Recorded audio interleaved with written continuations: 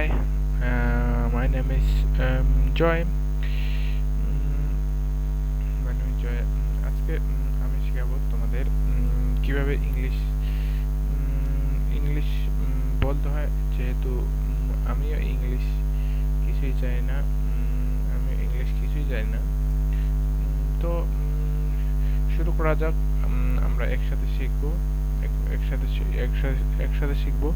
যেহেতু আমি সাইবুর স্যারের বইগুলো ফলো করব, সেহেতু আমি তোমাদের রিকমেন্ড করব যে তোমরাও সাইবুর স্যারের বইগুলো ফলো করো, কারণ সাইবুর স্যারের বইগুলো খুব ভালোভাবে দেওয়া আছে ইংলিশ কীভাবে স্পিক করতে হয়। সেটা আমিও এক মাস থেকে ফলো করতেছি। কিছুটা আমারও ইংলিশ এনকারেজ হয়েছে, বাট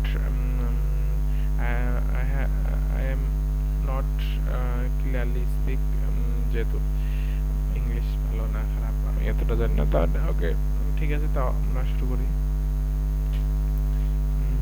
ওকে, প্রথমে আমরা তোমরা যারা ভাবতেছো ইংলিশ শেখার জন্য টেন্স লাগবে, tense, parts of speech, verb, এগুলা লাগবে না। কারণ তোমাদের আমি বলি, আমারই গল্প বলি যে আমার দিদি আছে, আমার দাদি আছে। সে তো নিজের নাম ছাড়া কিছুই লিখতে পারে না, তাও সে ঠিকভাবে বাংলা কথা বলতে পারে, বাংলা কথা বুঝতে পারে।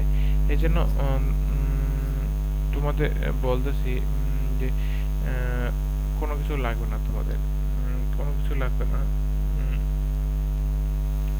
ইংলিশ শেখার পার্টস অফ স্পিচ ঠিকভাবে শুধু বললেই হবে। সেটা কিভাবে আমরা পরবর্তী ভিডিও জানবো। আজকে আপাতত এটাই জেনে নাও যে অত parts of speech, tense, verb, grammar লাগবে না। জাস্ট তুমি যদি ওয়ার্ডগুলো বারবার চর্চা করো তাহলে সেটা পারবে।